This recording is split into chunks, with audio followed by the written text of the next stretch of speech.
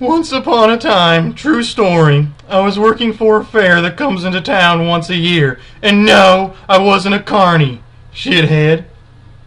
Although I did hit on the carny girl, though. She tried to tell me she had pneumonia, but I didn't give a damn, son. However, as the night wore on and she was ending her shift, I felt a mad shit coming on, so I was cock-blocked by a funnel cake and caramel apple I'd eaten previously.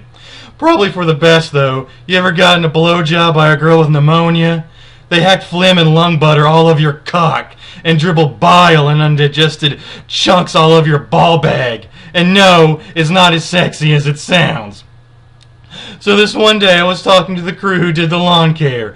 A bunch of toothless idiots that know how to push a lawnmower, so they really earn their $75,000 a year. I was explaining to them how a lawnmower actually works, because I'm fucking brilliant like that, and the maintenance supervisor walked out and said, "Here, just give them this," and held up a pair of scissors. It was a sad and pathetic attempt at humor, but I laughed a miserable, forced laugh anyway, as to assure him that I didn't want to jam those scissors deep into his pee hole. But he too was persistent and kept holding up the scissors like he seriously wanted me to take them. I walked up to him and gazed at his hideous sea creature face.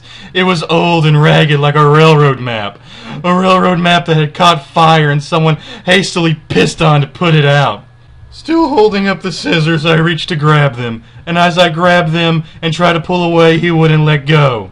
Our eyes met. I peered into his optical ruins for what seemed like hours. He stared back with a smirk on his face, still laughing to himself how hilarious he was for his shitty joke. I could feel his pulse in his hand. His heart went a-flutter as he continued to look into my now terrified eyes.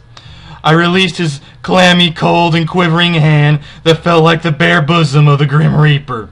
We lowered our hands in unison, not breaking eye contact, and then we both just walked away. I felt like I was just molested by a close friend or Obama. I'm gonna go take a shower now.